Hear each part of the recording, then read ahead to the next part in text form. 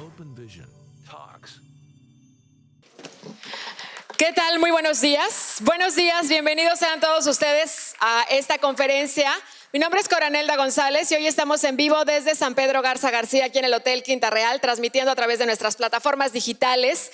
Y hoy nos da muchísimo gusto poderlos recibir esta mañana aquí en nuestra nueva conferencia Análisis y Panorama Internacional 2023.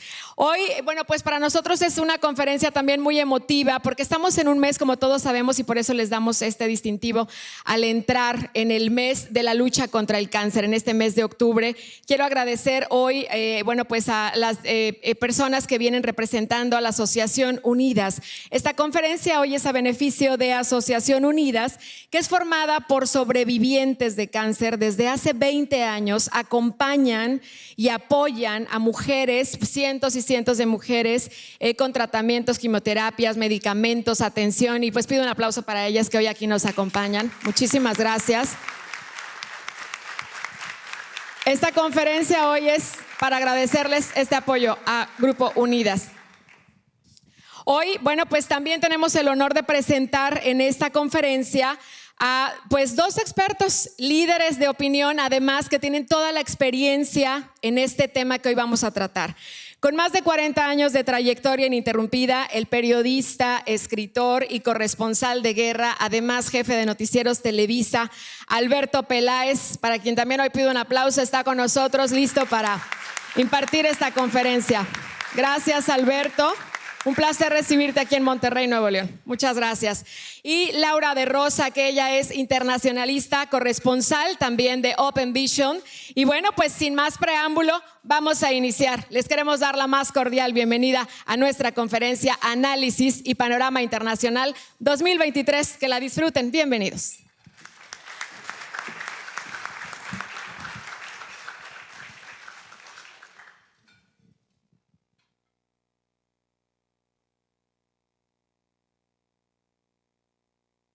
A mí no me gustan los gritos. ¿A alguien aquí le gustan los gritos? Creo que a nadie le gustan los gritos. Recién graduada, cuando tenía 20 años, no les digo más para no decir mi edad, yo tomé una decisión, me iba a hacer militar. Yo no sé si eso existe aquí en México, ya ustedes me contarán, pero básicamente de lo que se trata es que un profesional, médico, abogado, internacionalista, periodista, etcétera, estudia los últimos años de la carrera militar y allí se va a convertir en un teniente. Eso era mi decisión. Eso era lo que yo había decidido. Afortunadamente, un capitán de navío, que es el equivalente a un coronel, me dijo: no lo hagas, Laura. Y me lo repitió 2 veces: no lo hagas. Porque si lo haces, para ti, que es muy importante el respeto y que tú no toleras los gritos, probablemente siempre vas a terminar estando en una cosa que se le llama el corralito, que al parecer era eso donde castigaban a los estudiantes en la escuela militar. Les cuento esto, muchos años después, un amigo me dice: esto es como una película de Metal Jacket. Yo no la había visto, la vi. Y en efecto, esto era lo que a mi mente vino. Was it you, you scroungy little fuck, huh? Sir, no, sir. You little piece of shit, you look like a fucking worm. I bet it was you. Sir, no, sir. Sir, I said it, sir. Well, no shit. What have we got here? A fucking comedian, private joker. You will not laugh. You will not cry. You will learn by the numbers. I will teach you. Now get up. Get on your feet. You had best unfuck yourself or I will unscrew your head and shut down your neck. ¿Se imaginan? ¿Se imaginan esto? Definitivamente yo no lo hubiese pasado. El asunto de todo esto es que este coronel me siguió asesorando y me dijo: si a ti te interesa el ámbito militar, vete al Ministerio de la Defensa. Puedes estar en el ámbito militar, pero sin perder la libertad de ser un civil. Allí aplica para ser analista y una vez que ellos hagan las pruebas respectivas, vamos a ver si allí entras. En efecto, eso hice. me incorporé al Ministerio de la Defensa, apliqué y me hicieron cantidad de exámenes psicométricos, evidentemente de conocimiento general. Me hicieron muchísimos exámenes y los fui pasando uno tras otro. El asunto, después de esto, yo no entendía por qué tantos exámenes. Lo que pasó fue que después me dijeron, estás aprobada, pero inteligencia militar vas a parar. ¡Wow! Inteligencia militar. Yo no vivía en Caracas. Yo soy caraqueña, pero no vivía en Caracas. Caracas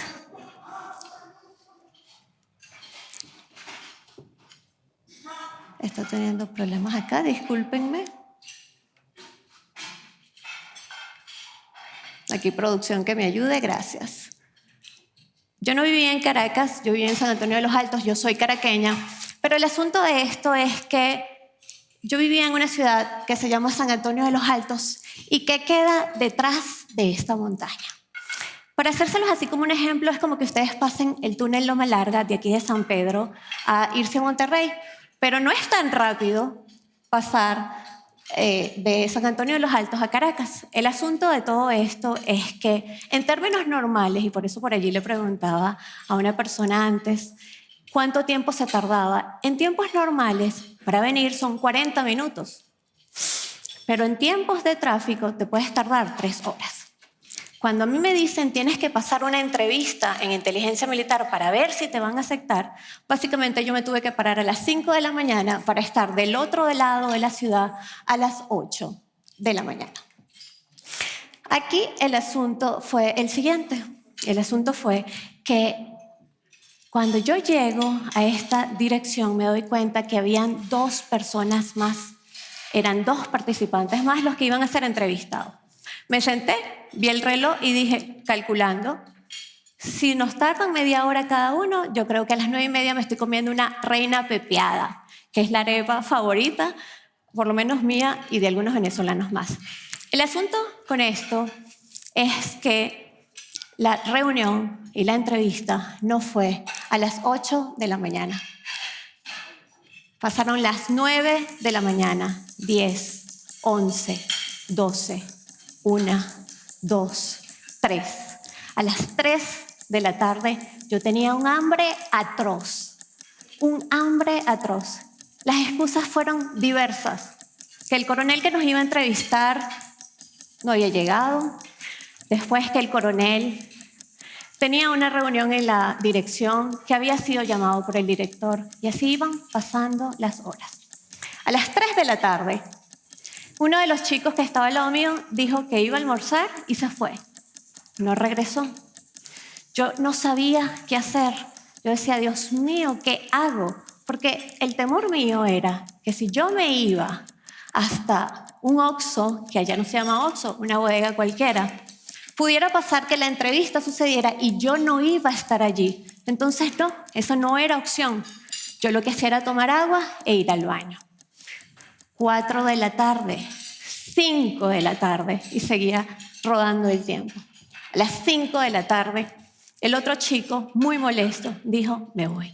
Y él se fue. 15 minutos después, a mí me entrevistan en ese primer piso de ese edificio de inteligencia militar. Yo llego con mi currículum muy nerviosa y se lo entrego a ese coronel de recursos humanos. Me dice, siéntate. Cuando me siento, me dice, bienvenida, empieza el lunes. Yo me quedé así y le dije, perdón, ¿en qué momento me hacen la entrevista? ¿El lunes? Me dijo, no, ya usted entró. Lo que otras personas, gracias Alberto, lo que otras personas, lo dejo aquí. Gracias, déjamelo aquí. No, lo que esos muchachos no entendieron, usted lo entendió. En ese momento yo dije,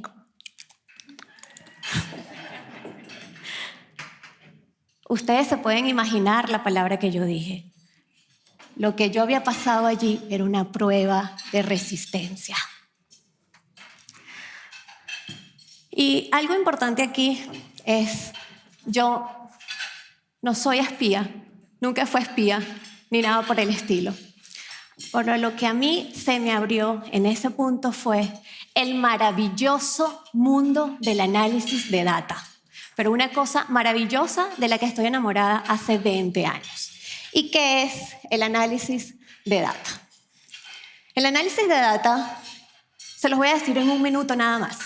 El análisis de data es tener muchos datos, muchos datos, procesarlos, estos datos son una entrada, se procesan para después tener información. Y lo que nosotros vemos aquí afuera, esto que vemos aquí afuera, son hechos, eventos, transacciones, comentarios, noticias. Eso es lo que hay allí. Pero si lo pongo así, se los pongo más gráfico. Lo que nosotros tenemos es un montón de datos que se vuelven, después de procesado y clasificado, en información y después se entrega conocimiento. Y eso es lo que hoy Alberto Peláez y yo les vamos a entregar. Un montón de datos nosotros hemos organizado, porque esa es nuestra experticia, la clasificamos en información y le damos a ustedes conocimiento. ¿Para qué? Para que lo puedan usar en lo más importante que ustedes tienen como empresa, que es su hogar, su familia y además sus empresas que están vinculadas a lo laboral y a lo empresarial. Ahora, algo aquí importante. ¿Qué es? De tantas cosas que nosotros hacemos, hay dos cosas que se tienen como dos paraguas y por favor, ya les voy a contar esto, pero uno de ellos es el diagnóstico. El diagnóstico es como en esta foto, esta chica está tomando una foto del panorama. Eso es el diagnóstico, para que la persona pueda decir, ok, esto que estamos planteando después se vuelve un montón de indicadores y de allí se hace un planteamiento para buscar las causas. El otro paraguas es la prognosis, que es como esta chica. Esta chica está sentada en un risco, viendo su panorama y viendo lo que va a pasar. El título de esta conferencia se llama justamente Panorama Internacional. Y aquí es importante indicar que no son bolas de cristal, que no estamos haciendo adivinanzas. Lo que se plantea justamente son indicadores, probabilidades. Estamos analizando múltiples escenarios para ver qué es lo que probablemente vaya a pasar. Y estos dos términos, yo les pido que por favor lo guarden en algo que yo siempre digo, estacionamiento mental. Y ese estacionamiento mental es la memoria que va a tener seguramente ustedes y que yo les muestro esta imagen porque cada vez que digo estacionamiento mental, guárdenlo en su estacionamiento mental, es esto, una organización, un montón de información, pero que se va a ir reservando, como este maravilloso edificio de la Volkswagen, que ya podrán entender entonces cuando le digo, guárdenlo en el estacionamiento mental. Todo este conjunto de conocimientos, de experticia, de aprendizaje que yo tomé en el análisis de data, yo lo he llevado como una maletica a cada lugar a donde me he ido, en temas militares, en temas políticos, en temas petroleros y ahora en medios de comunicación también. Esto me ha llevado a casi 40 países, algunos que están en el bucket list o en la lista de deseos de un occidental normal, como ir a Estados Unidos, como ir a Italia o cualquier país europeo, España.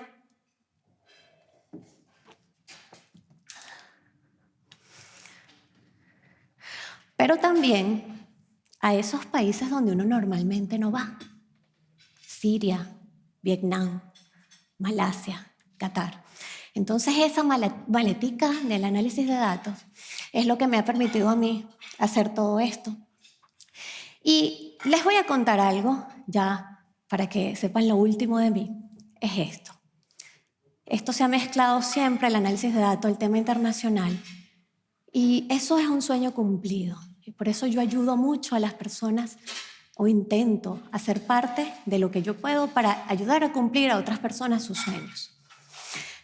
El hacerme internacionalista básicamente fue por un sueño de niña y una televisión.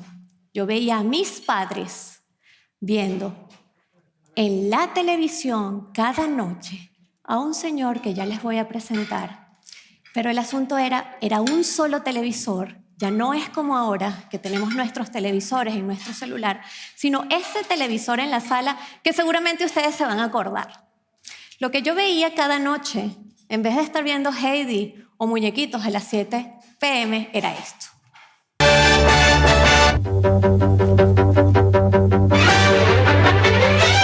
Salud amigos, tripulantes de nuestra querida, contaminada y única nave espacial. La misma que, desde la última vez que nos vimos por estos medios, ha dado otra vuelta sobre su eje imaginario y, por supuesto, sigue generando acontecimientos en pleno desarrollo. Shabbat Shalom, saludo a los hermanos del Antiguo Testamento. Assalamu alaikum, saludo de paz también para los amigos musulmanes. Y Pax Bovis, saludo de paz para todos los cristianos. Les pongo en contexto. Este es Walter Martínez, que era una eminencia en Venezuela. Cada vez que un televisor a las 8 de la noche se prendía en Venezuela para ver a este señor, era una cosa impactante. Y si lo vemos como en referencia, seguramente ustedes recuerdan muy bien, y ahorita lo conversábamos en la mesa de análisis, de un señorón. Este otro señorón, Jacobo Zabludovsky, que justamente mostraba a México esa importancia de estar informados. Este señor era mi referente, un periodista corresponsal de guerra, además, como mi estimadísimo Alberto Peláez. Por esto yo me hice internacionalista. Y esto lo que ha hecho es que yo he podido hacer un montón de kilómetros en la trayectoria del mundo y me ha llevado a hablar en múltiples países, ejemplo, Israel, Estados Unidos, Colombia, México. Y esto, entonces, para mí, es lo que es el cumplimiento de sueños. Y aquí les hago un paréntesis. Para mí, esto es feminismo. Hay otro tipo de feminismo y yo siento que nosotros también tenemos muchos espacios, las mujeres, por las cuales participar. Cuenten conmigo, todas las mujeres de esta sala, para esos sueños que quieren cumplir, porque tenemos espacios para hacerlo y esto no debe ser una lucha entre hombres y mujeres. Nos están abriendo espacios y nosotros nos los estamos forjando también. Y por último, aquí entonces me ven con mi estimado Carlos, amigos de hace 7 años, que está liderando un equipo importante de full profesionales, muy buenos. Y aquí les estoy contando ese panorama que yo veía con Walter Martínez hace muchos años más. Y de este mapa y de este mundo es que yo les vengo a hablar.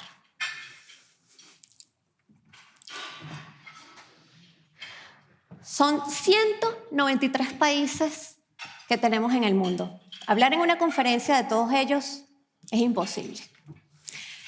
Pero lo que yo sí vengo a hacer es hacerles un sondeo tipo binoculares. Ya habrá oportunidad de que hagamos profundidad de snorkel, ya habrá oportunidad de que tengamos una profundidad de submarino en tanques de pensamiento, en clases, en conferencias. Ya habrá. El asunto de todo esto es que, como les decía, en este maravilloso planeta azul, maravilloso, es imposible hablar de 193 países, pero de lo que sí podemos hablar es de que hay en este momento 62 conflictos en el mundo. En este momento, y ya vamos a hablar de México. En esto se incluyen las guerras convencionales, guerras donde ejércitos luchan de forma convencional. También incluyen guerras civiles, también se incluyen los conflictos étnico-religiosos y de esto también vamos a hablar. Por supuesto, no solo se queda en lo territorial, también está incluido las guerras comerciales, como por ejemplo China, Estados Unidos. Y aquí, como les comentaba, tenemos también que hablar de México, porque en esos conflictos no solo está planteado lo internacional, lo intranacional y lo no nacional. Y la guerra contra México ustedes lo conocen muy bien, pero hasta ahora, y les doy datos, desde diciembre de 2006 hasta mayo de 2023, la guerra contra el narcotráfico se ha llevado, como todas las guerras, un montón de vidas humanas. 363.547 personas han fallecido en esta lucha. En definitiva, hay un conflicto importante en México y 72.000 personas continúan desaparecidas. Muy, pero muy grave. También hay otras guerras. Está la guerra cibernética. Hemos visto ataques cibernéticos, hemos visto hackeos, pero también vemos guerras de información, que es básicamente cuando ya se empieza a usar la información para desinformar. Y no es antagónico, se usa para desinformar. Y en este momento lo estamos viviendo.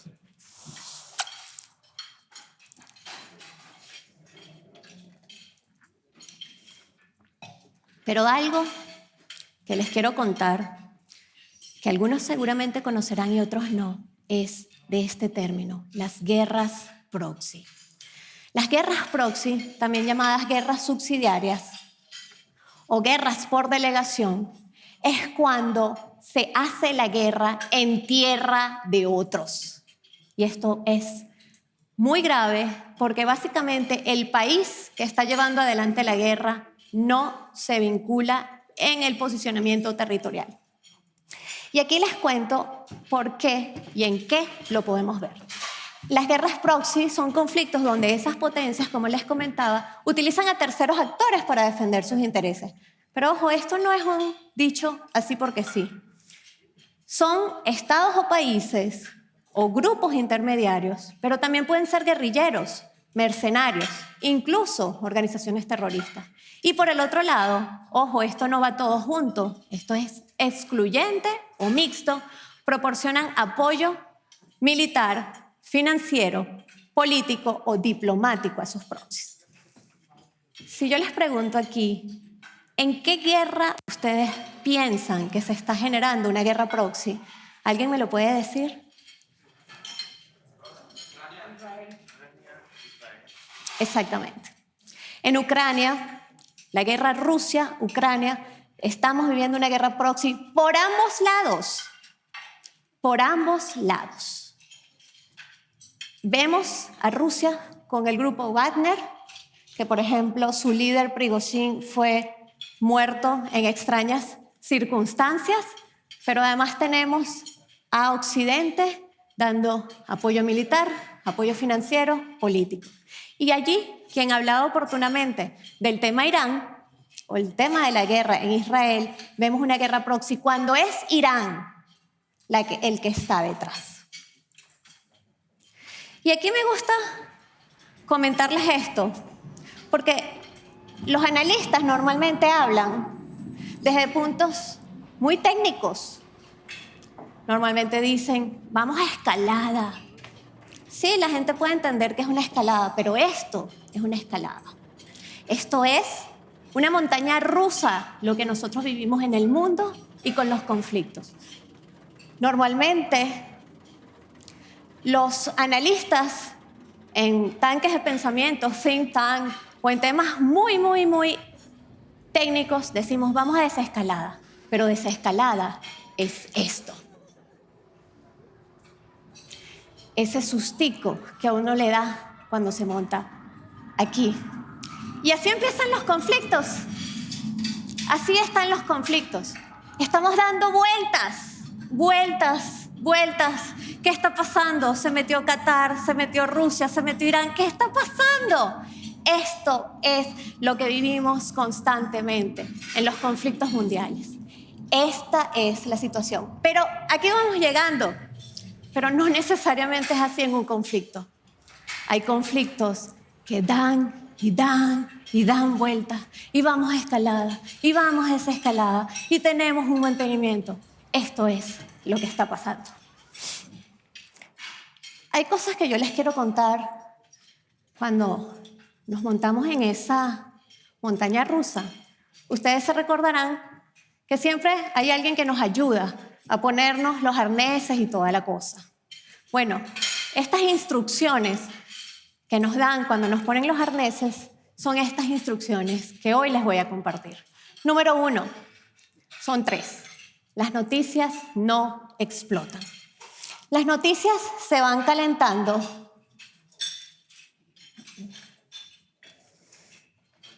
Las noticias se van calentando y se van haciendo chiquiticas, chiquiticas y después van subiendo.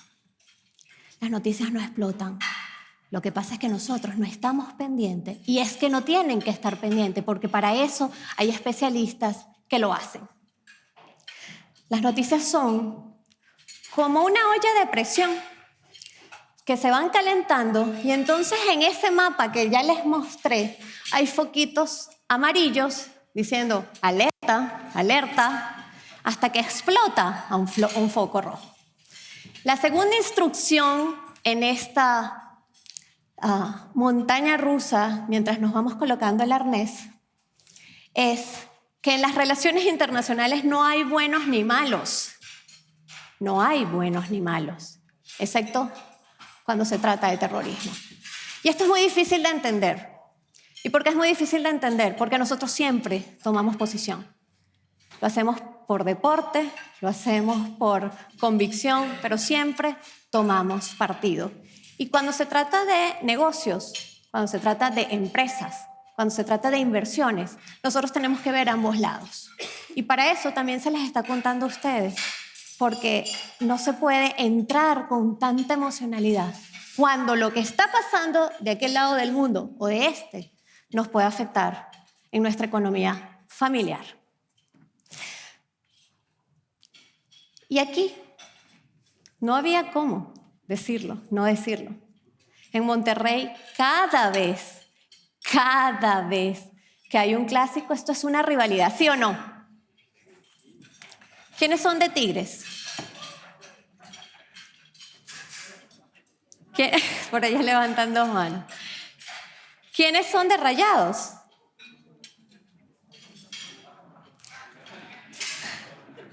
Levanta la mano, dicen aquí. ¿Ustedes tienen amigos del bando contrario, del equipo contrario? ¿No? Sí. Pues es así. Lo mismo que pasa en relaciones internacionales, pasa igual en la vida cotidiana. Ahora, ¿qué pasa si yo les traigo esto? ¿Lo siguen considerando amigo o no? No, sí. Por ahí dijeron que lleva 107 años. ¿Qué más dijeron por allí? Bueno, básicamente, volviendo a lo anterior, es que en relaciones internacionales no hay buenos ni malos. Y lo que prela son los intereses. No hay buenos ni malos. Lo que prela son los intereses. Y si no me creen, porque esto se llama realpolitik, esto es realismo político, esto es pragmatismo, pregúntenselo a Alemania. Alemania está en contra de la guerra Rusia-Ucrania, sumamente en contra.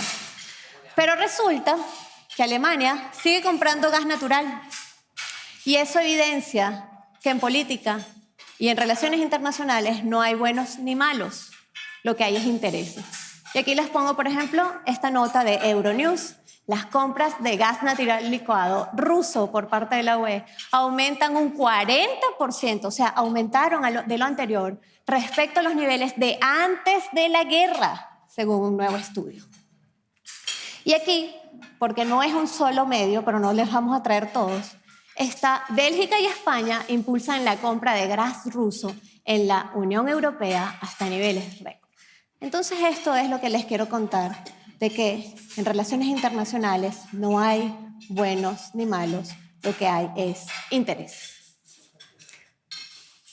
Lo tercero que les quiero contar, y aquí es muy importante justamente esta audiencia que está en el epicentro financiero de Latinoamérica. Estamos en San Pedro Garza García. No cualquiera está sentado aquí, aunque nos gustaría hacerlo masivo, pero este es un grupo privilegiado.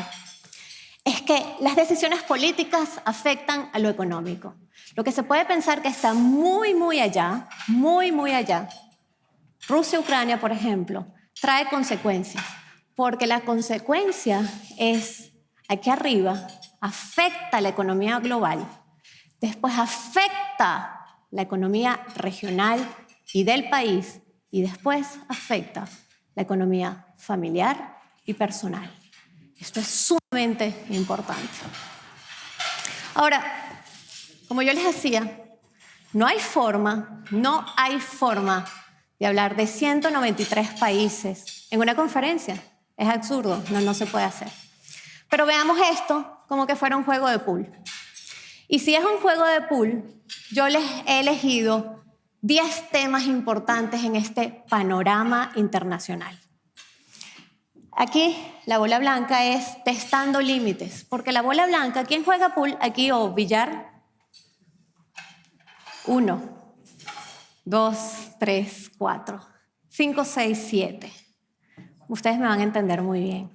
La bola blanca es la que se le da con el taco y dispara todas las bolas. Pero después, con cada una de esas, es que se tiene que dar a la bola blanca. Entonces la bola blanca es la que está en relación con todo y es la que está testando límites. Y aquí vamos a hablar someramente de algunos. Nos vamos a enfocar en Israel y Hamás, nos vamos a enfocar en crisis alimentaria y en reordenamiento mundial y penetración global de China. Pero también vamos a hablar, evidentemente, de la guerra Rusia-Ucrania, vamos a hablar de la crisis climática, que es importante, de la crisis migratoria, de la crisis alimentaria, de las preocupaciones energéticas y de las tensiones entre potencias y la creciente tensión nuclear.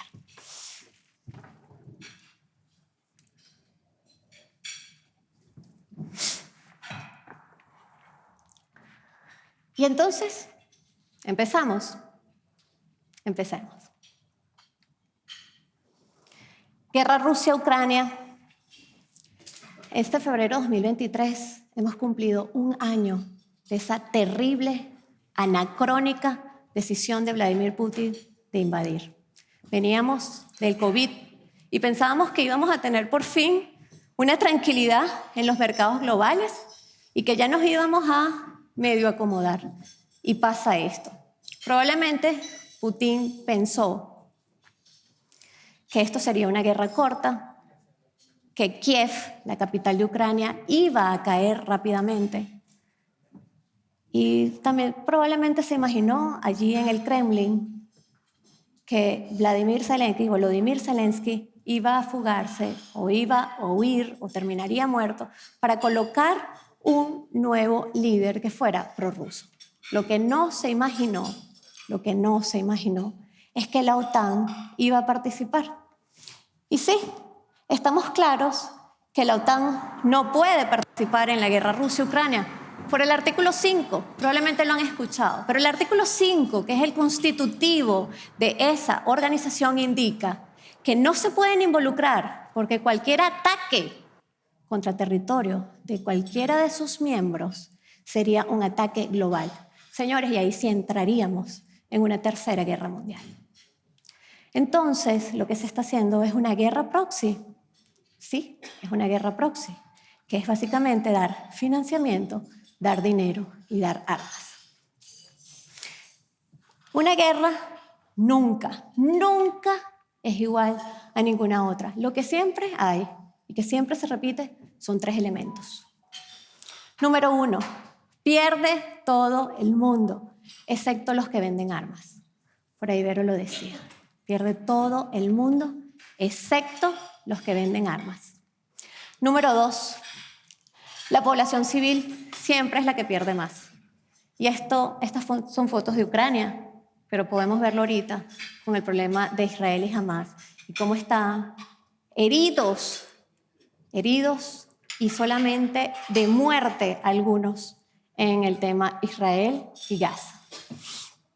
Y el número 3 es que abunda la cantidad de fallecidos y desplazados. Esto fue una foto que yo guardé, impresionante, el 23 de febrero de 2022, cuando estalló la guerra. Esto era lo que estaba pasando a la salida y en los bordes fronterizos de Ucrania. Y lamentablemente tenemos 1 año, 7 meses, 22 días, 600 días al día de hoy, 600 días de esa guerra. Está dando muchas vueltas esa montaña rusa. Y aquí les cuento, así como les conté la cifra de fallecidos en México, también se los cuento en la guerra Rusia-Ucrania. Son más de 40.000 civiles fallecidos. Más de 40.000 civiles fallecidos. 220.000 soldados ucranianos rusos. 14 millones de personas se han visto obligadas a huir de sus hogares, que son 7.2 millones de ucranianos han abandonado el país y 7.1 millones se han desplazado internamente. Estas son cifras del Alto Comisionado de las Naciones Unidas. Como todas las guerras nos traen preocupaciones energéticas, porque las guerras son como un tsunami que toca primero los países vecinos, pero llega hasta las riberas mundiales. Y aquí, lo que, como todos sabemos, empieza de inmediato a desbalancearse los mercados energéticos. Evidentemente, nosotros lo sentimos en la gasolina, por decir más, y también hay otro tipo de preocupaciones, como los que están vinculados al gas natural, por ejemplo, que Qatar ayer dijo que si continuaba la guerra, cortaba la exportación. Wow. Otra de las esferas que tenemos en el pool es la crisis climática. Hay personas que dicen que no lo creen, pero esto no es de ahorita, esto no viene del COVID para acá. Realmente tenemos sequías, olas de calor, tenemos inundaciones que afectan lo comercial, porque en el momento en que se pierden los terrenos fértiles, ahí afecta lo comercial. Pero además tenemos una crisis alimentaria. 783 millones de personas en el mundo, y lo repito, 783 millones de personas en el mundo no saben de dónde va a llegar su próxima comida. Eso es el equivalente a 6 veces México. Toda la población de México, 6 veces son las personas que no saben de dónde va a llegar su alimento. Pero con la crisis Rusia-Ucrania, además hay al menos 1.500 millones de personas en el mundo y 50 países que están afectadas allí. Y están afectados por terrenos infértiles, porque se paró la producción de oleaginosas, porque los barcos, puertos de embarque y desembarque están afectados y porque se paró por completo, o en algunos casos parcialmente, la cadena de producción. ¿Por qué es tan importante Rusia y Ucrania? Porque son el granero del mundo. Rusia y Ucrania son el granero del mundo. De allí viene el 30% de trigo y cebada, el 20% de maíz y 3/4 partes de aceite de girasol consumidos en el mundo, además de fertilizantes, nitrogenados, fosfatados y potasio. Esto es muy importante porque cuando vamos al supermercado entendemos por qué hay algunas cosas que subieron de precio, porque aquí no están llegando los fertilizantes nitrogenados, por ejemplo. Y esto indica y explica bien que aquella guerra que está muy, muy lejos de nosotros territorialmente, la tenemos aquí cerquita y la vemos día a día. Entonces sí, las decisiones políticas afectan en lo económico. Tenemos además una crisis migratoria. que ha venido desde muchos, muchos años. Aquí tenemos, por ejemplo, sirios migrando, pero lo hemos visto además en otras nacionalidades, en otros gentilicios, en otras poblaciones. El asunto de todo esto es que esto nos habla de estados fallidos, nos habla de pocas oportunidades en los países de origen. Y aquí, por ejemplo, lo vemos. Esta es una imagen bastante estremecedora. Por ejemplo, todas las personas que vienen de Sudamérica y están atravesando la selva del Darién, aquí, la selva del Darién. Esto que está aquí es esto del tapón del Darién. Y todo esto es lo que les falta para llegar a México, aquí, y luego llegar a Estados Unidos. Todo esto lo hacen a pie. La gente no migra porque quiere. La gente migra porque hay realmente una crisis en sus países. Y habla de la desesperación. Y para hablar de desesperación, no creo que hay mejor video que esto. Esto es justamente en el borde fronterizo entre México y Estados Unidos.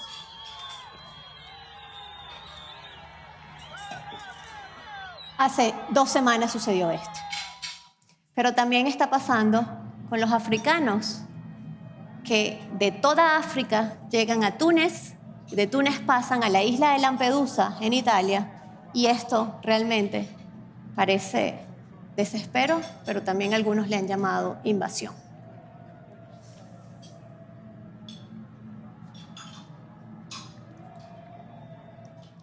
Esto nos habla de que realmente hay una crisis mundial. Realmente hay una crisis mundial, porque además de todo lo que hablamos de los países de origen, también se habla de lo que genera en los países receptores. Y aquí vemos que entonces sí tenemos un poco de inoperatividad en los organismos internacionales, donde no se han establecido definitivamente unos mecanismos para resolver diversos problemas. Pero también está lo vinculado a que se ha retrocedido en el desarme nuclear. Y esta creciente tensión nuclear nos debe realmente llamar la atención, porque en el 2022 los países del Consejo de Seguridad se pusieron de acuerdo y dijeron: no vamos a hacer ningún ataque, ninguno de nosotros.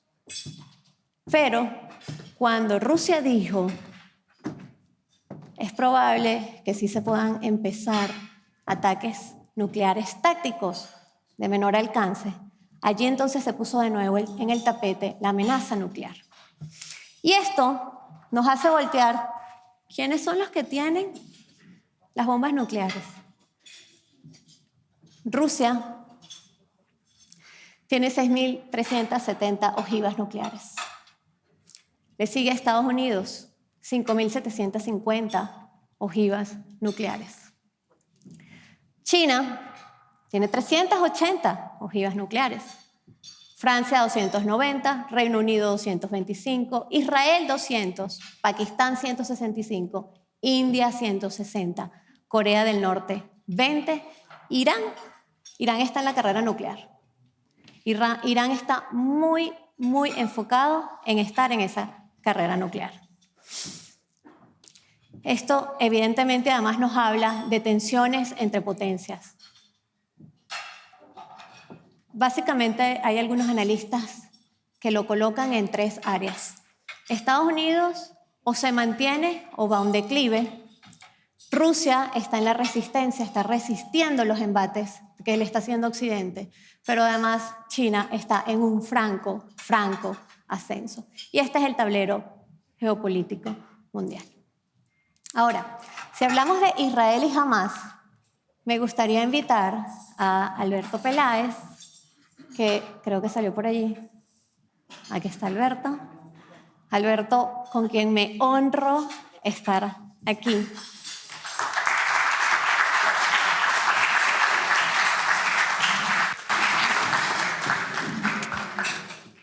Laura, muchas gracias, muy buenos días. Yo creo que muy buena exposición, Laura. A mí me has despejado muchas dudas y yo creo que el mundo es de los valientes y especialmente de los visionarios. Cuando yo empecé el año pasado, me invitó Carlos Peña a dar la primera conferencia, que fue la primera que impartí. Éramos dos y el del tambor, como decimos en España, y lo hacíamos con teléfonos celulares. Cuando hoy entro por esta puerta y veo todo esto, le digo a Carlos, digo, ¿pero estamos en el Quinta Real o estamos en Cabo Cañaveral? Porque esto ha cambiado radicalmente, ya no tiene nada que ver, ¿no? Gracias, Laura, Carlos, gracias, Goyo, gracias a todos ustedes por estar ahí aquí. Y yo iba a dar una pequeña pincelada de lo que era la monarquía en España, la monarquía en Europa, porque no se entiende el mundo sin la monarquía. Pero, claro, visto lo visto, como está la situación en Israel y Gaza, pues me incliné por la actualidad, porque impera y porque se impone ahora mismo. Lo que está ocurriendo en Israel y en Gaza y en Cisjordania, que conoce muy bien Laura, es algo que sí tiene precedentes, es algo que viene desde hace muchos siglos, pero que poco a poco ha ido escalando desde la primera intifada en 1987, las dos siguientes, la capital de Jerusalén, hasta que llegamos aquí a un extremo realmente muy complicado.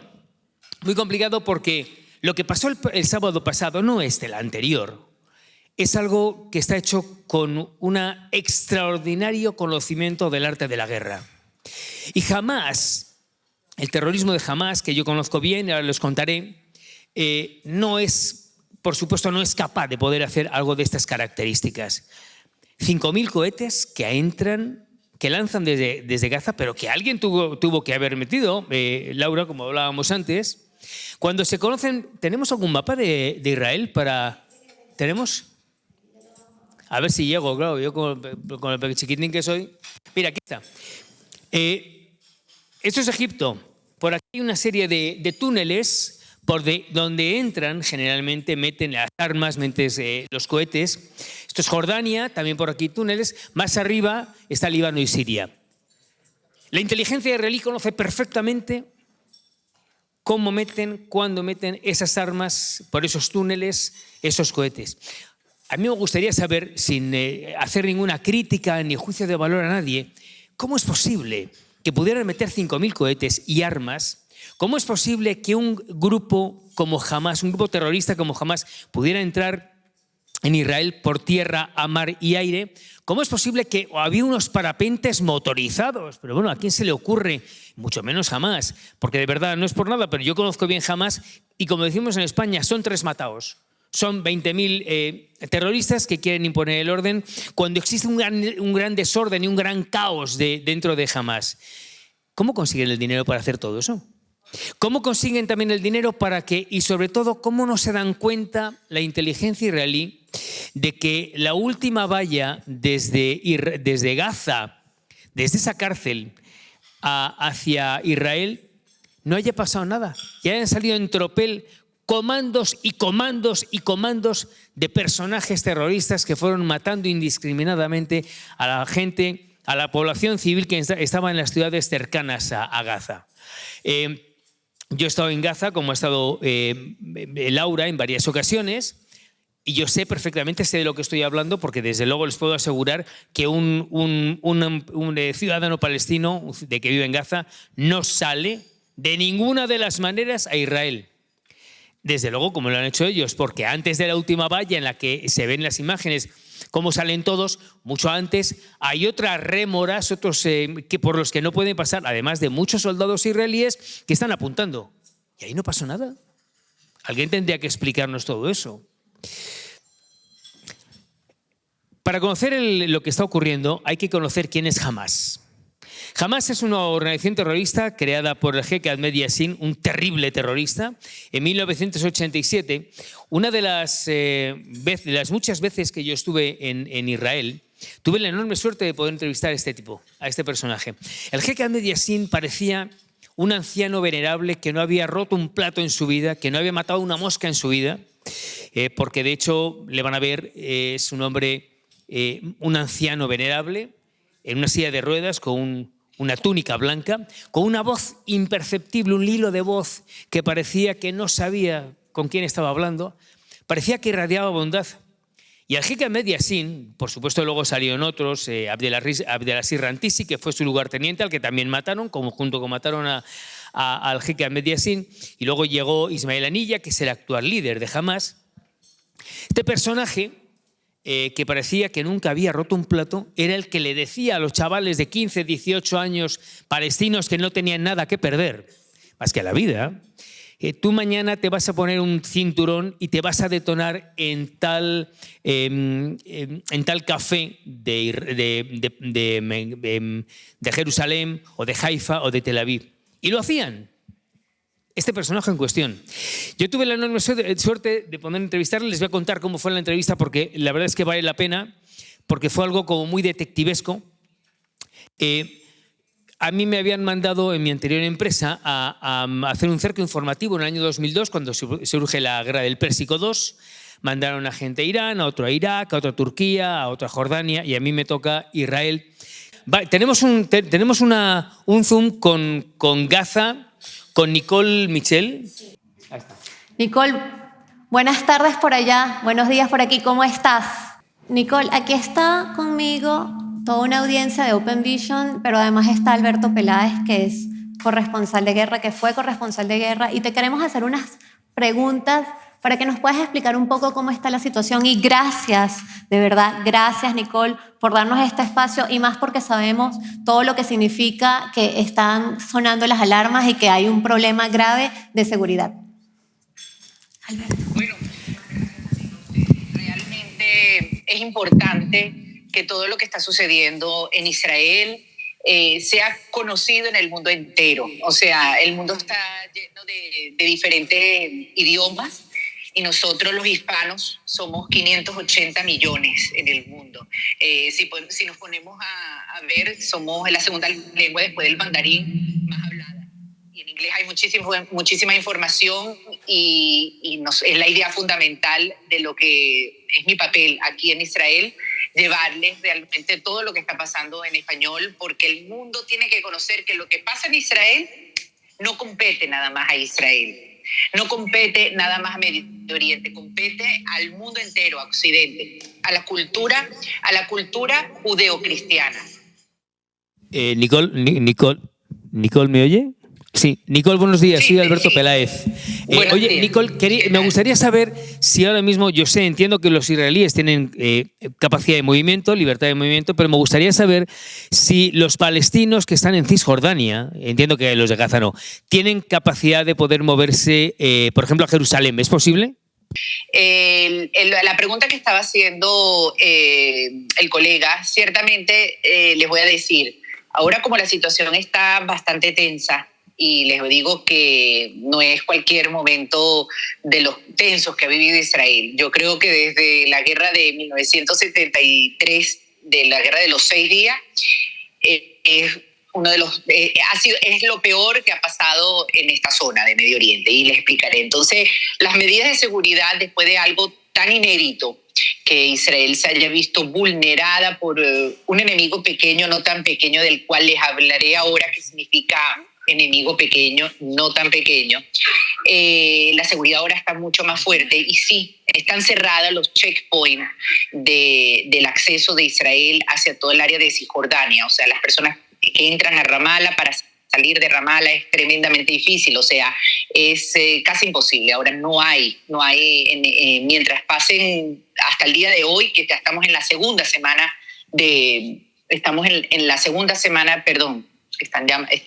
la segunda semana de la guerra, no hay ningún tipo de comunicación. Y esto lo sé porque tengo un gran amigo que él fue jefe para América Latina del partido político de Mahmoud Abbas y de Yasser Arafat, que se llama el doctor Mohamed Ode, a quien yo entrevisté justamente hace un mes y medio. Yo entrevisté al doctor Ode hace un mes y medio. Yo me fui a Ramallah. Yo soy, me oyen por supuesto venezolana, pero yo soy israelí, yo soy ciudadana israelí, y es la segunda vez que he estado en Ramallah. Lo entrevisté en su casa al doctor Ode, porque es una persona que ha trabajado de la mano con Yasser Arafat y con Mahmoud Abbas. Habla perfecto español porque él nació y vivió hasta los 6 años en Managua, Nicaragua, una persona muy interesante, muy pacifista, defensor, por supuesto, de la causa palestina, pero de una causa palestina obviamente respetada. No tiene absolutamente nada que ver con lo que vamos a hablar de Hamas. Y el doctor Ode, desde que comenzó la guerra, fue el primero que me llamó. O sea, de las personas afuera, el primero para decirme, Nicole, ¿cómo están? ¿Cómo están ustedes? Porque sabía que estábamos siendo atacados por los misiles de Hamas. Y esa llamada del doctor Ode desde Ramallah a mi casa en Tel Aviv, yo estaba en ese día justamente con mis hijos, me hizo pensar muchísimo, muchísimo. Y es un mensaje que quiero ir transmitiendo en cada lugar, en cada charla, que obviamente la convivencia entre israelíes y palestinos será viable, aunque hasta el día de hoy a nivel oficial, a nivel definitivo no exista. Los intentos han existido, es muy difícil las ambas mentalidades, pero los que sí demuestran que pueden convivir juntos son los pueblos, la gente. El doctor Ode es un señor que tendrá sus casi 70 años, trabajó con Yasser Arafat, fue Mahmoud Abbas, un hombre retirado, fue jefe de Al-Fatah para América Latina, y yo soy una israelí periodista latinoamericana. O sea, si nosotros nos llevamos bien y si en comunidades en Latinoamérica, judíos y musulmanes se han llevado bien, por supuesto que eso existe. Simplemente que esto que ha sucedido es un gran aviso para la comunidad internacional, que el terrorismo no compete tan solo a Israel, compete al mundo entero, y eso es el plan fundamental de Hamas. Completamente, no es ideología, no es amor a la tierra, es fundamentalismo, y el fundamentalismo y Hamas no es la causa palestina. Nicole, una pregunta, pero tenemos aquí dos preguntas. Número uno, justamente en la mesa de análisis previamente estábamos analizando qué pudo haber sucedido en Israel, entendiendo muy bien la importancia que tiene en cuanto a términos de inteligencia de las fuerzas de defensa israelí, además de Shin Bet, que es el organismo interno. Cuéntanos qué se está diciendo en Israel en este momento, cuando ya es la tarde para ustedes. ¿Qué es lo que está diciendo los medios de comunicación? ¿Qué información se ha bajado? ¿De qué pudo suceder? Y la segunda pregunta es, ¿cómo lo están viviendo ustedes, Nicole? Bueno, justamente ayer el director del Shin Bet, como bien dijiste, que es el servicio de secreto interno, y el Mossad trabajan en conjunto, es el servicio secreto israelí externo, el que actúa fuera del país, dijo y declaró que tiene la responsabilidad completa del gran error que ha pasado.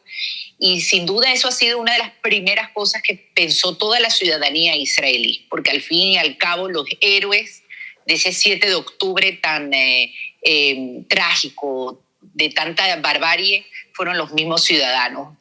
La gente se preguntó dónde estaba el poderoso ejército israelí, dónde estaba la alta tecnología israelí.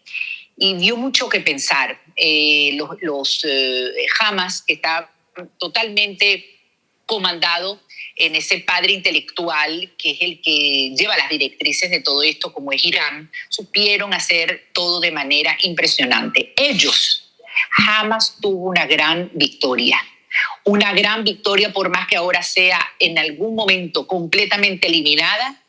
Su victoria ha sido el 7 de octubre. Estuvieron año y medio planificando. Y esto va a traer un cambio sin duda alguna a Israel, al mundo, a lo que es la zona de Medio Oriente, a las estrategias militares en Israel que son de primera. O sea, hoy leía, estaba con mi colega aquí en el canal y estaba leyendo algo que nos llegó de una de las oficiales que estaba haciendo guardia ese día, que está capturada. Aparece de los tantos videos que ha rodado en las redes sociales, ella aparece amarrada en las manos, ensangrentada, el pelo todo alborotado, con los terroristas diciendo Allahu Akbar, como victoriosos de haber agarrado a una mujer soldado y se la estaban llevando en la camioneta. No sabemos, está secuestrada, no sabemos si está con vida o no. Y ella intercambiaba el día anterior unos mensajes con su madre y le decía a la madre, como toda madre judía israelí, que se preocupa por sus hijos que están en el ejército. Todo bien, estamos hablando de una chica que tendrá 19, 20 años. Y le decía, sí, mamá, tranquila, la frontera, estoy aquí en la frontera, y así sea, un pájaro que se monte en la valla de seguridad, suenan las alarmas. Todo bien, ya volveré la semana que viene a la casa. Porque eso es lo que se creía.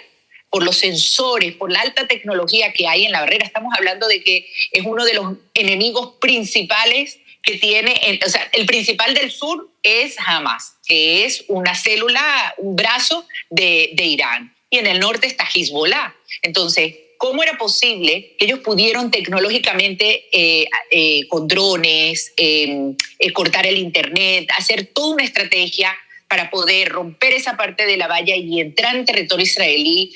Ya les digo, motos, jeeps, todo lo que ustedes han ido viendo a lo largo de estos días en las redes sociales. Nicole, ¿y hay poder alguna... en 3 horas y media hacer las barbaries. Nicole, perdón. Fue una...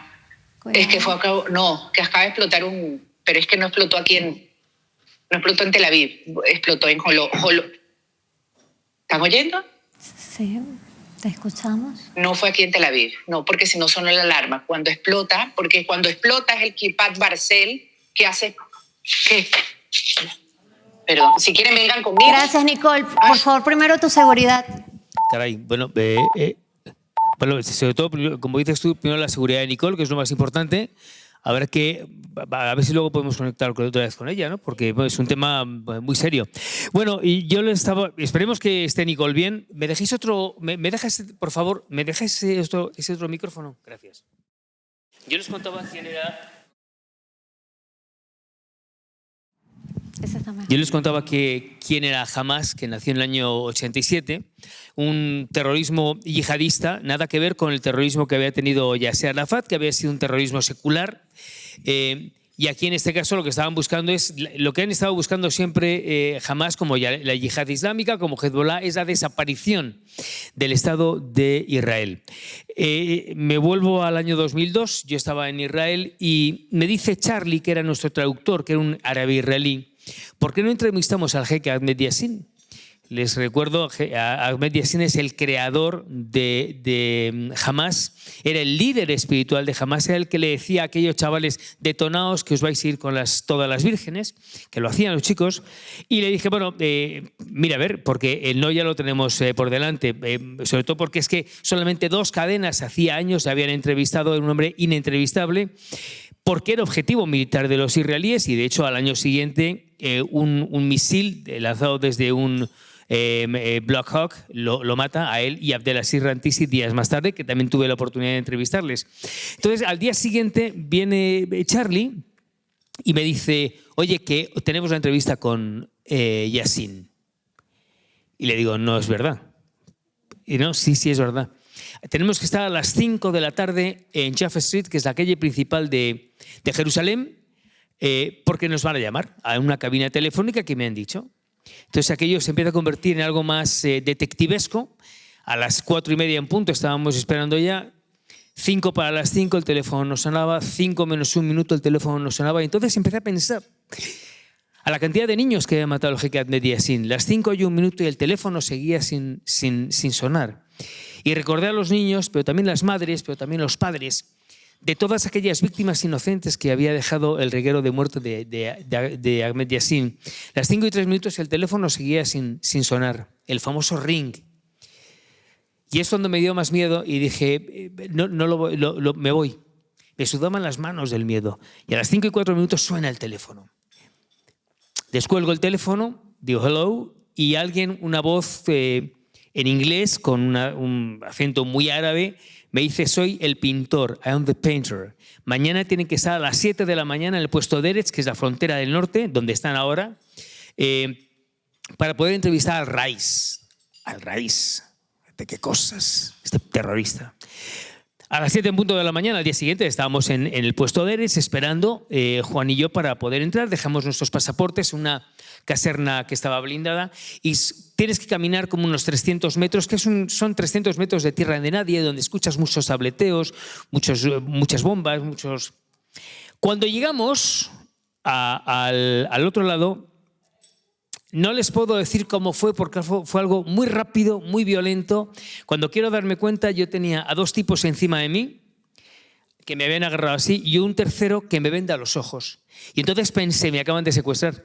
Y entonces recordé, digo, Charlie era un colaboracionista de Hamás y lo que están haciendo es secuestrándome porque ya en aquel entonces el secuestro de turistas, de periodistas a los que les cortaban el cuello, pues estaba ya muy de moda.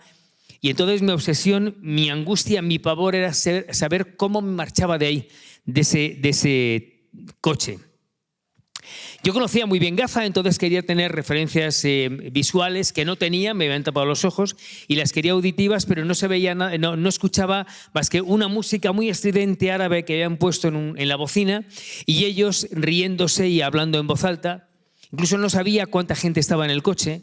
Y la verdad debo confesar es que es de todas las guerras que he pasado es el momento tal vez de más miedo porque tenía pavor, me sudaban las manos, el coche olía a rancio, a sudor, a mucho miedo. Pasaron las horas y cuando en un momento determinado paran el coche y escucho al muecín llamando al rezo, por lo que entendí que eran como las 11 aproximadamente, y escucho el oleaje del mar que está chocando contra unas rocas. Entonces entendí, estoy en una plaza de Gaza, en una playa de Gaza, y estoy escuchando al muecín cerca de una mezquita. Con la misma violencia me sacan y me llevan a una casa, a una habitación, a una estancia. Y ahí fue el peor momento. Y se escucha un silencio eterno y escucho al lado un jadeo entrecortado que yo no sabía que era mi camarógrafo, pero era mi camarógrafo. Y entonces a los pocos minutos se abre una puerta y cuando se abre la puerta entra alguien y empiezan a quitarme la venda. Y cuando me quitan la venda me encuentro al jeque Ahmed Yassin. Y esta es la nota que hicimos para mi antigua empresa. Cuando queráis. Los ojos del jeque Ahmed Yassin miran inocentes, pero no lo son. Es el líder máximo del terrorismo de Hamás, sobre el que pesan más de 500 muertes de israelíes en tan solo 2 años de intifada. En una entrevista exclusiva con Noticieros Televisa, dice que esta guerra no empieza ni termina con Irak ni en Bagdad. Estados Unidos quiere el petróleo y el control de todo Oriente Medio junto con Israel. Le pregunto cuándo será la próxima víctima de Hamás. Aquí no hay víctimas, nuestros mártires luchan contra el invasor, que es Israel y Estados Unidos. Ahora han ido más a Irak a luchar con nuestros hermanos, pero no le puedo decir ni cuándo ni cómo. A mi pregunta de si seguirán las acciones terroristas es contundente. Cualquier oportunidad la utilizaremos para acabar con el sionismo. Ellos son los invasores, no nosotros. Sobre los fondos para sufragar el terrorismo, algunos hablan de palestinos ricos. Responde, es la ayuda del pueblo. No olvide que más del 50% de la población en Palestina ayuda a Hamás. Pero todo lo cuenta sereno, tranquilo, como si el terrorismo no fuera con él, aunque él ordene centenares de asesinatos. Alberto Peláez, Juan Cobo, Gaza, Noticieros Televisa. Bueno, este era Ahmed Yassin, su lugarteniente era Abdelaziz Rantisi, los dos murieron por unos misiles lanzados de un Black Hawk, unos apaches israelíes. Y la pregunta que muchos me imagino que se hacen, ¿cómo estos señores que son 3, como digo, de dónde sacan el dinero? Porque lo cierto es que yo solo he vivido muchas veces, durante muchos años, uno cuando estaba en Haifa o en Tel Aviv o en Jerusalén, siempre corría el riesgo de que llegara un muchacho con 15 años y se detonara. Bueno, el dinero se lo surtía primero a Al-Fatah, que fue el grupo terrorista de Yasser Arafat, lo que fue el hijo de la OLP, de la Organización para la Liberación de Palestina, y posteriormente Hamás, aunque son enemigos, eran y son enemigos, lo conseguía primero de Irak. Saddam Hussein fue el personaje que más dinero dio, el sátrapa iraquí, a esta causa palestina, que en sí la causa puede estar muy bien, pero lo que no está bien es que lo hagan a través de las armas. Acuérdense que en 1973 Yasser Arafat, que también entrevisté, y es una persona que más allá de que fuera un terrorista, a mí me cautivó, la verdad, debo decirlo, él fue a Naciones Unidas y él dice, tenemos la posibilidad de arreglar esto con una rama de olivo, con la paz, o con una pistola, con la guerra. Y la verdad es que la sociedad internacional, la comunidad internacional, no le hizo caso, esa es la realidad. Y comenzó con un terrorismo que en todo caso no es permisible, pero él también lo comentó, lo advirtió. Estos personajes se han ido nutriendo de Irak fundamentalmente, pero también ahora, como antes apuntaba muy bien Laura, también de Irán y del régimen de los ayatolás, más allá de si son chiitas unos descendientes de Alí y otros son sunitas. Más allá de que sean enemigos irreconciliables, lo que sí ha conseguido Hamás en esta guerra es aunar las posiciones para que ese mundo del panarabismo del que tanto habló Yasser Anwar el-Sadat y el presidente Nasser de Egipto, que querían la unificación de los países árabes, que nunca se dio ni se va a llegar a dar. La misma Liga Árabe lo intentó muchas veces, pero no se dio, porque hay países como Qatar, como Bahrein, que conoce muy bien Laura, como Omán, como Arabia Saudí, que son países eminentemente muy ricos. Y hay otros países, como Mauritania, como Marruecos, que no lo son tanto. Por eso no se va a dar nunca. Pero lo que se han conseguido estos personajes es unir a todos los países no árabes del Islam. Estamos hablando desde Mauritania, 3/4 partes del planeta hasta Filipinas, y todos en torno a una causa que es la ayuda a los palestinos, desde luego no a Hamás.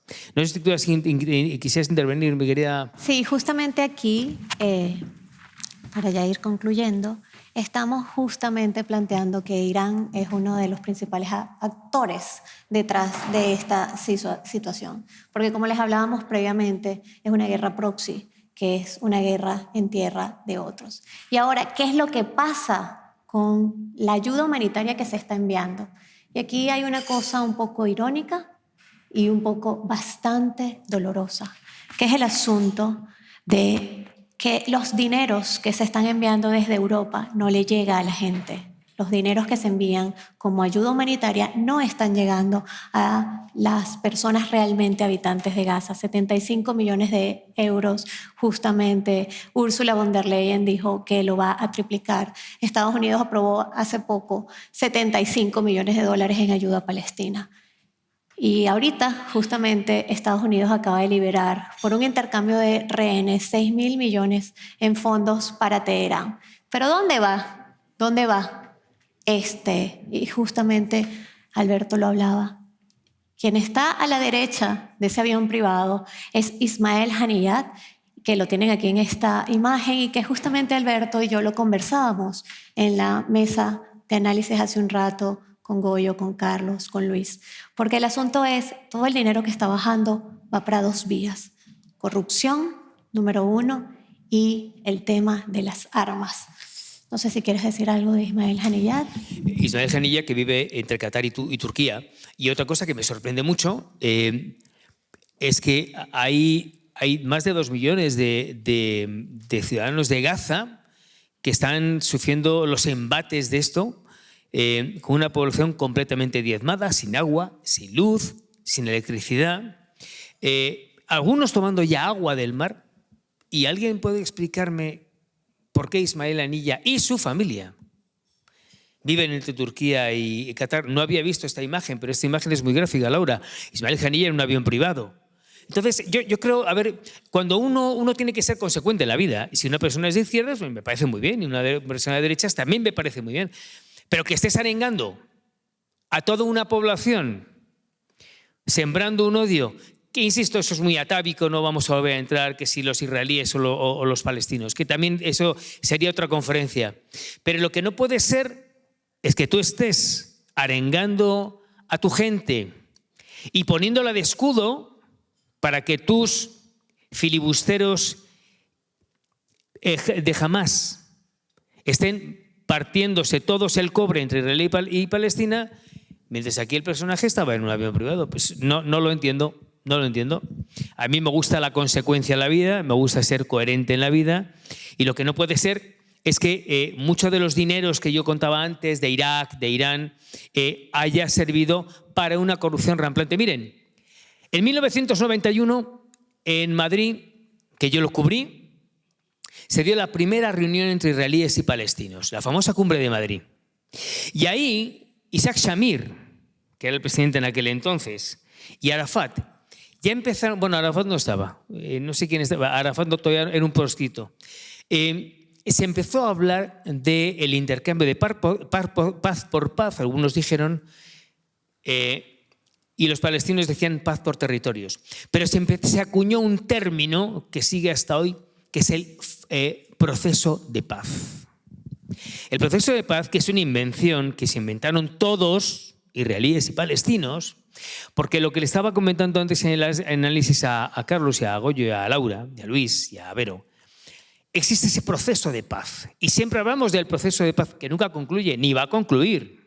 Ni va a concluir. ¿Por qué? Porque a las autoridades no les interesa que concluya. No habría nada más que quisieran los palestinos y los israelíes, la población civil, que concluyera ese proceso para que culminara con la paz. Pero al final, la política o la micropolítica en España, en Palestina, en Israel, en México, en el Congo Leopoldville, al final la micropolítica se circunscribe a que un diputado, un senador, un asesor, un ministro, un presidente sigue cobrando su sueldo a final de mes. Y con esta historia llevan desde 1991 y van a seguir con ese famoso proceso de paz que no le interesa a ninguna de las dos partes desde el punto de vista de las autoridades, que eso concluya con un buen puerto. Y en efecto, por ejemplo, España envió tuberías a Gaza justamente.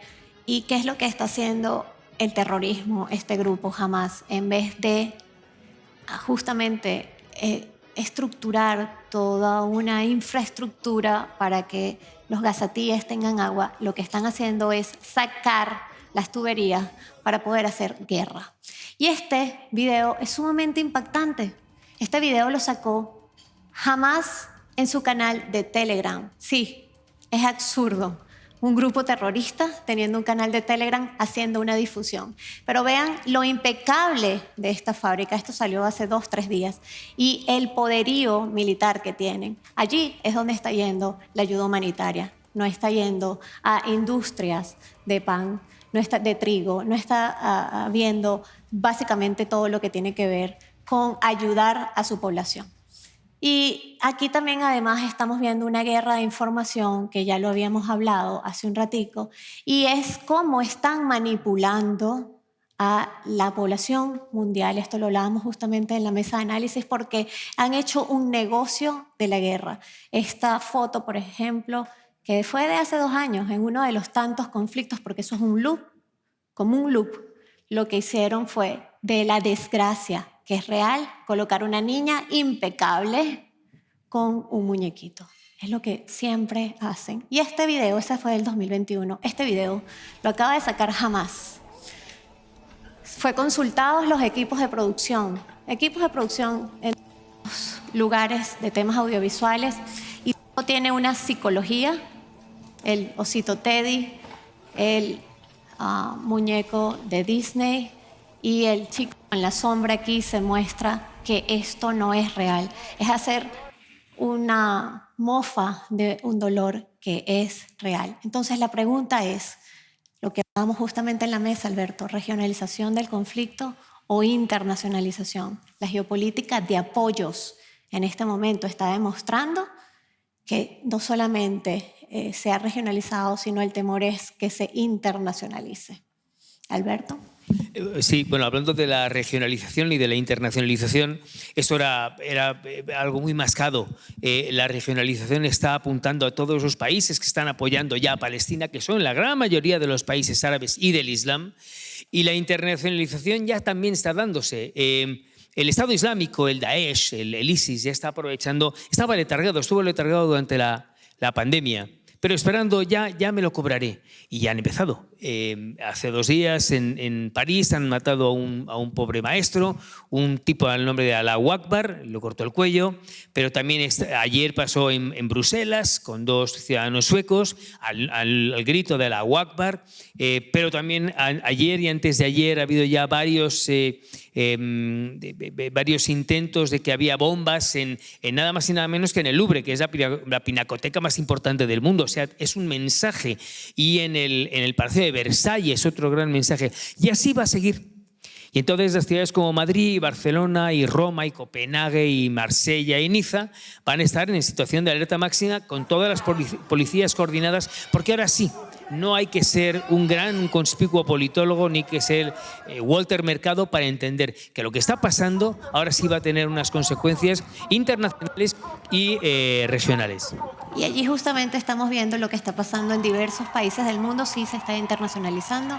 Francia, Londres, esto es Miami, esto fue hace 2 días y todo esto muestra además lo internacional y lo cuán real es esto. Aquí hay una frase que quisimos traer: apoyar a Hamas porque te importa Palestina es como apoyar a los talibanes porque te preocupa Afganistán. Tener un meeting en solidaridad con Hamas es como tener un meeting después del 9/11 en solidaridad. Y justamente también Nayib Bukele dijo, como salvadoreño con ascendencia palestina, estoy seguro que lo mejor que podría pasar al pueblo palestino es que Hamas desaparezca por completo. Para finalizar, y justamente el tema del reordenamiento mundial, esta lámina es importante. Alberto, interrúmpame cuando quieras, por favor. Esto es lo que está pasando del nuevo reordenamiento mundial. Y es: China se alió ya con Rusia, China se alió ya con Irán, China se alió con 13 países de la Organización de Cooperación de Shanghái. Además, estuvo influyendo en los países Arabia Saudita, Irán y el BRICS y el nuevo BRICS.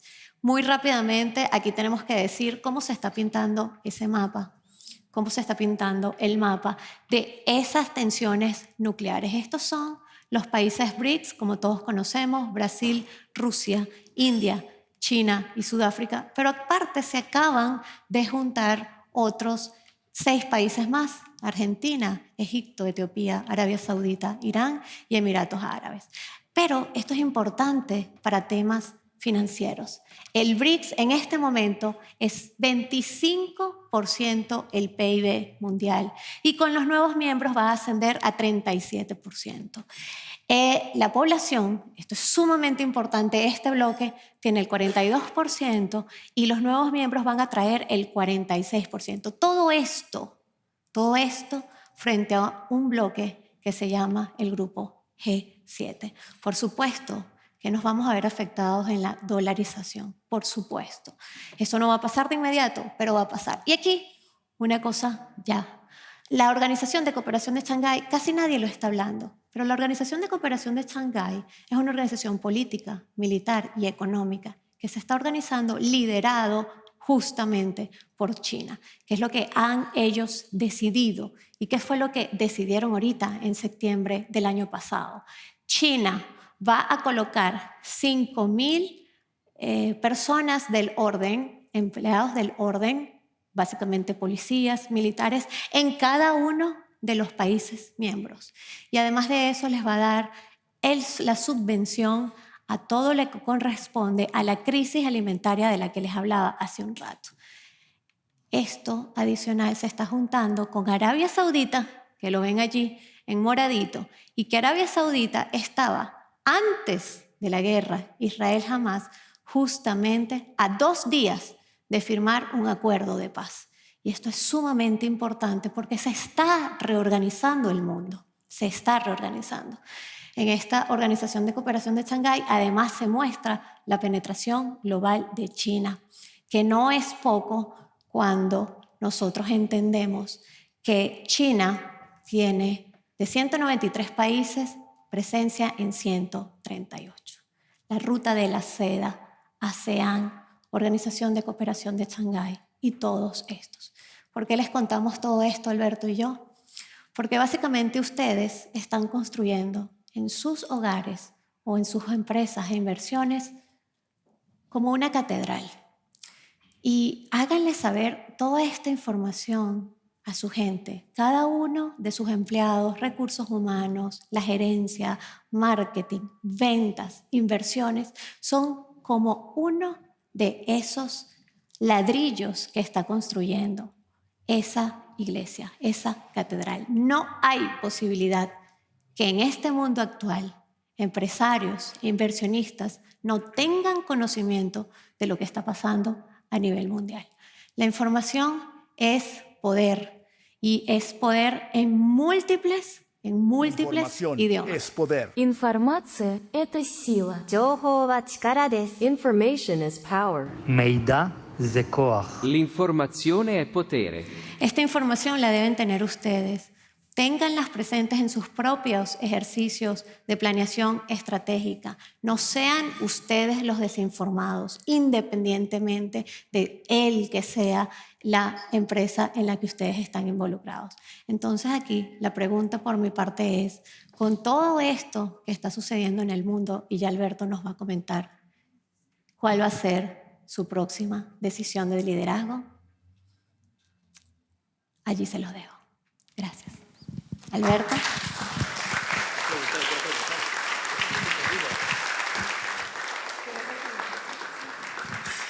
Bueno,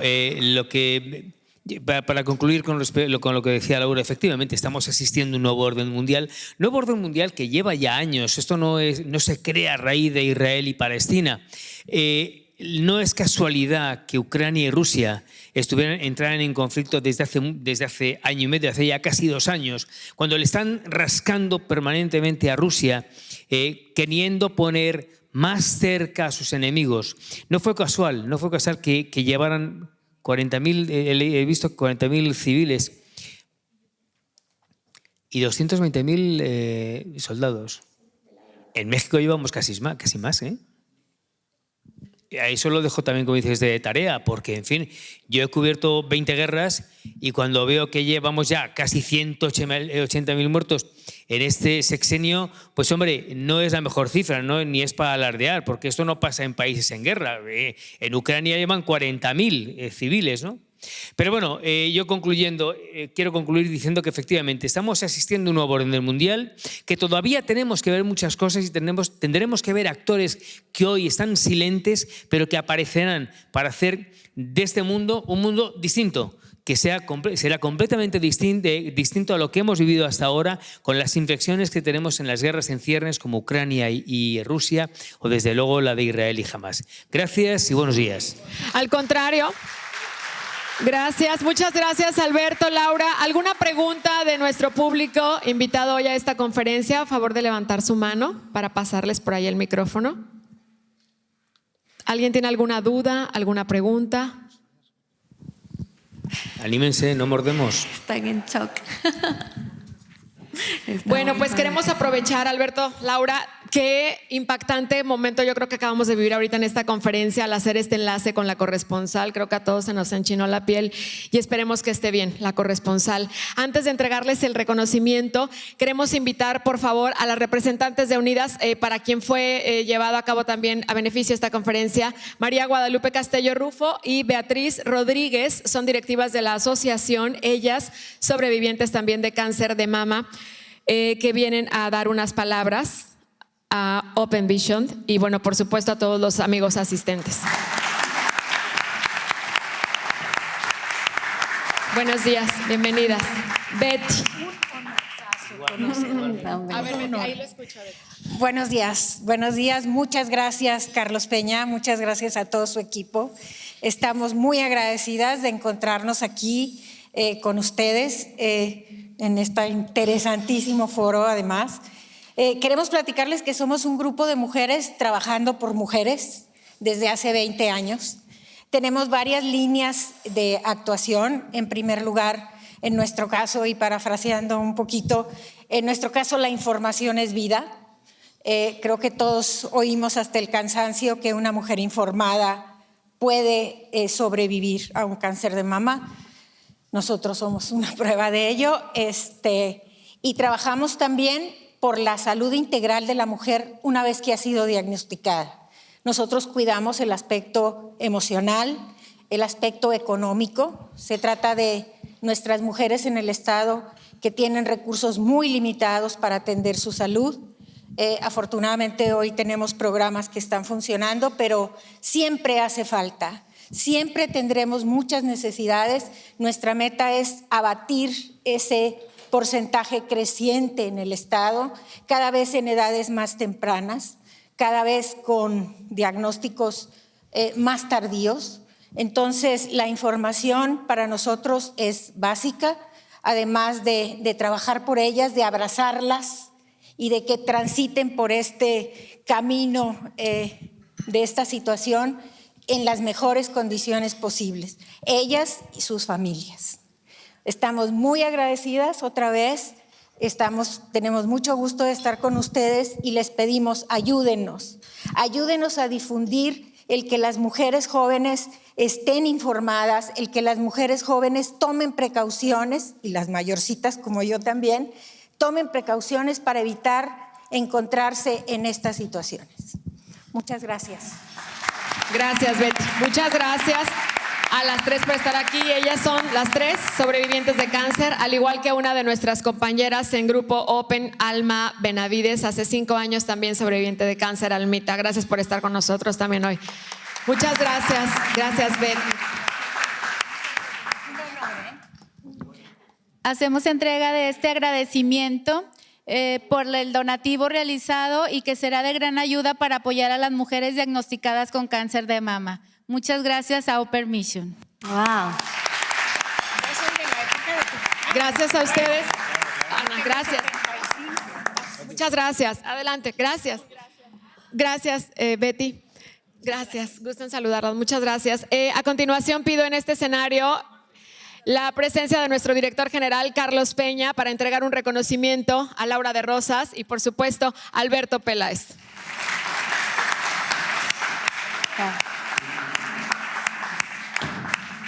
Hola, ¿qué tal? Buenos días. Gracias por asistir a esta conferencia magistral y agradeciendo a nuestros speakers. Laura de Rosas, felicidades por esta gran explicación del panorama mundial 2023 y te entrego este humilde reconocimiento. Felicidades.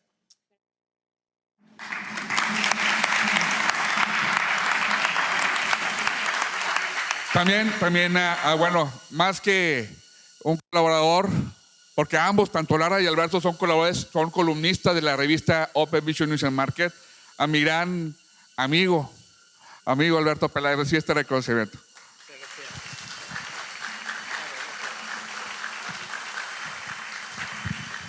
¿Algo que quieras comentar, Alberto?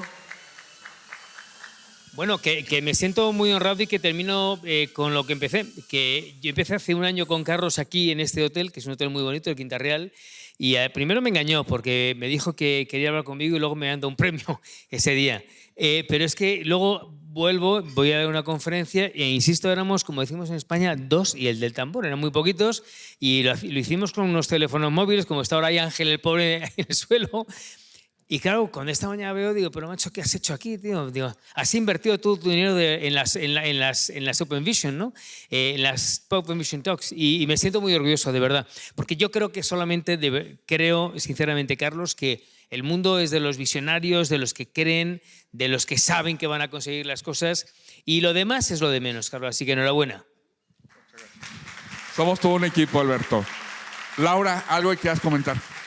Bueno, honrada por estar aquí y yo me he sentido en Open junto con un equipo sumamente profesional.